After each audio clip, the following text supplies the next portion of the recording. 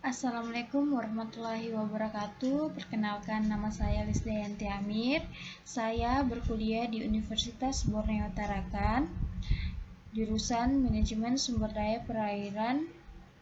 Jadi, di sini saya akan melakukan presentasi mengenai proses metabolisme pada ikan.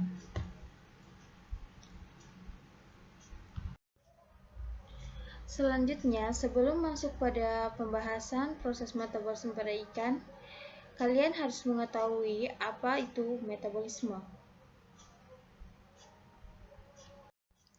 Jadi, metabolisme adalah semua reaksi kimia yang terjadi di dalam organisme, termasuk yang terjadi dalam sel. Secara etimologi, metabolisme ini berasal dari bahasa Yunani, yaitu metabolismos yang berarti perubahan, sedangkan metabolisme merupakan proses pembuatan atau pembentukan energi yang dibutuhkan oleh tubuh pada makhluk hidup. Kemudian ada proses metabolisme. Proses metabolisme ini terbagi menjadi dua, yakni yang pertama ada katabolisme. Katabolisme adalah proses memecah molekul besar dan kompleks menjadi bentuk yang lebih sederhana. Kebanyakan diubah menjadi energi.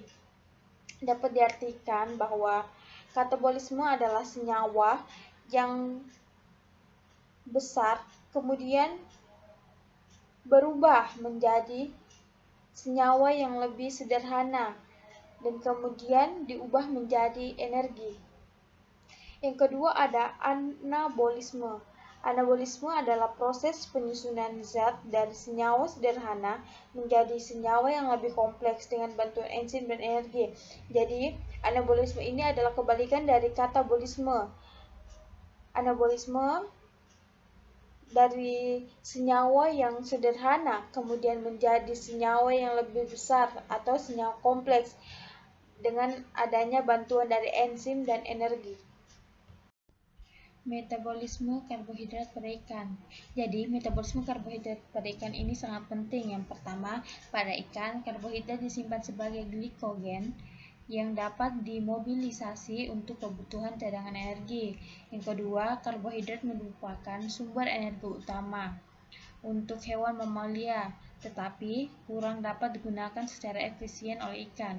Yang ketiga, mamalia dapat menghasilkan energi sebanyak 4 kcal dari 1 gram karbohidrat, sedangkan ikan hanya dapat menghasilkan sekitar 1,6 kcal dari 1 gram karbohidrat.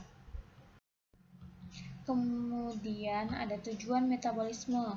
Tujuan dari metabolisme yang pertama, sebagai konversi makanan kemudian menjadi energi dalam melaksanakan proses seluler. Yang kedua, konversi makanan atau bahan bakar menjadi sebuah bahan penyusun seperti protein, lipid, asam nukleat, serta karbohidrat lainnya. Dan yang ketiga, dapat membuang kotoran atau limbah nitrogen. Reaksi yang dikatalisis di sini adalah dari enzim ini melakukan organisme bisa tumbuh dan berkembang biak, mempertahankan strukturnya dan bisa juga merespon lingkungannya. Kemudian ada gambar sketsa proses metabolisme pada ikan. Dapat diperhatikan bahwa ikan yang telah membusuk kemudian menjadi air dan enzim melarutkan makanan, kemudian menjadi kem. Setelah itu molekul protein dipecah pepsin. Setelah itu dipecah enzim erepsin, kemudian diserap junjut usus asam amino, kemudian langsung dapat diserap menurut fungsi protein. Setelah itu NH dan senyawa organik dikeluarkan ginjal, kemudian membentuk urea amonia. Setelah itu dideaminasi dalam hati. Setelah itu membentuk asam foto, kemudian menjadi siklus asam sitat.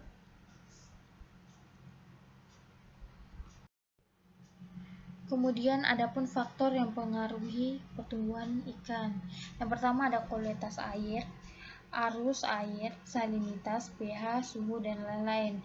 Kemudian makanan, mutu makanan, jumlah makanan, cara pemberian makanan, dan lain-lain. Kemudian umur.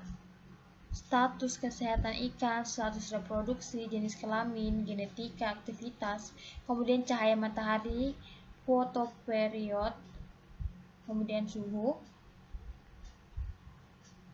yang mempengaruhi kecepatan pertumbuhan ikan. Mungkin sekian yang dapat saya sampaikan mengenai proses metabolisme pada ikan. Jika ada kesalahan mohon dimaafkan. Sekian dan terima kasih. Assalamualaikum warahmatullahi wabarakatuh. Semoga bermanfaat untuk kita dan orang-orang di sekitar.